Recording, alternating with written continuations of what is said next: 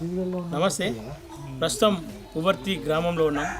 ఇదే గ్రామంలో ఒకసారి ఆ గ్రామం అంతా చూపి, గ్రామంలో కొంత భిన్నంగా ఇండ్లు ఉంటాయి, దూరంగా కొన్ని ఇండ్లు ఉంటాయి.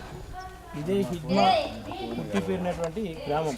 ఈ గ్రామం నుండి ఆయన ఉద్యమాన్ని మొదలుపెట్టింది. అయితే ఉద్యమం కంటే ముందు గ్రామంలో అనేక ఇబ్బందులు, అనేక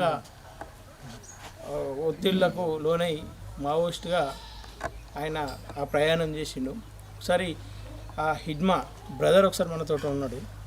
ఆయనకు మనకు కొంచెం భాషాపరమైన ఇబ్బంది కలుగుతూ ఉంది కాబట్టి కొంచెం ఫోన్లో వేరే వాళ్ళని లైన్లో తీసుకొని ప్రశ్నలు ఇచ్చే ప్రయత్నం చేస్తున్నాం.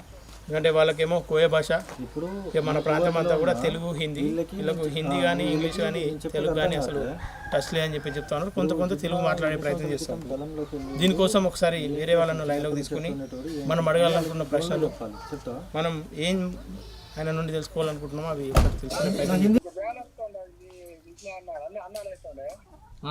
నా తమ్మురే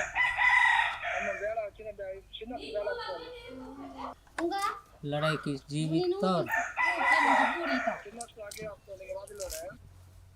शहीदत करें शहीदत करो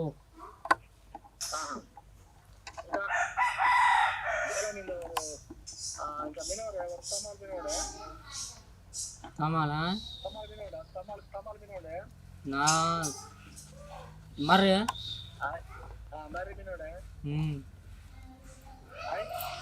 నా మరమందన్నారు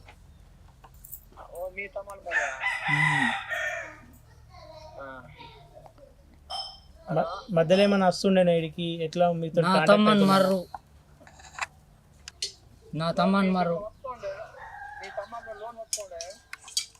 లోన్ బార్ బాయ్తారు, లోన్ బార్ బాతారు. ನಾಕಿನ ಬಾನು ಕೆತ್ತ ನಾ ಕೆತ್ತಿಲ್ಲವರು ಇಲ್ಲ ಕೆಲ್ಲವರು ನಾ ಕೆಲ್ಲವರು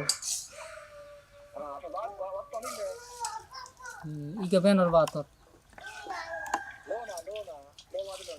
ಇಲ್ಲ ಬಾವರು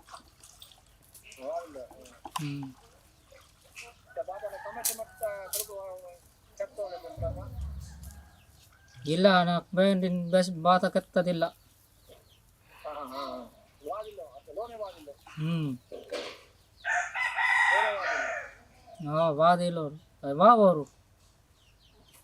ఇది పరిస్థితి. అంటే వీళ్ళకు అమాయకత్వానికి మరో పేరులాగా ఉన్నారు. వీళ్ళకి తెలుగు కూడా సరిగా రాదు.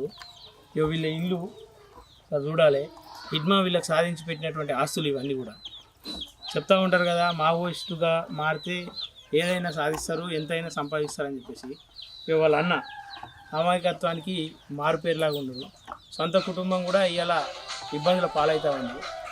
తమ్ముడు చనిపోతే సరైన ఇన్ఫర్మేషన్ లేదు, అధికారులు వచ్చి మాట్లాడించినటువంటి దాఖలాలు లేదు. గతంలో వాళ్ళ తల్లి దగ్గరికి వచ్చి మీకు మేము అండగా ఉంటాం, మీ కొడుకును లొంగిపోండి అని చెప్పారు. ఇలా అన్నకు కానీ తల్లికి కానీ ఎట్లాంటి అధికారులు రాలేరని చెప్పేసి వీళ్ళు చెప్తూ ఉన్నారు. సరే, ఎక్కడైతే దహన సంస్కారాలు జరిగినాయో అక్కడికి వెళ్ళే ప్రయత్నం చేద్దాం ఒకసారి.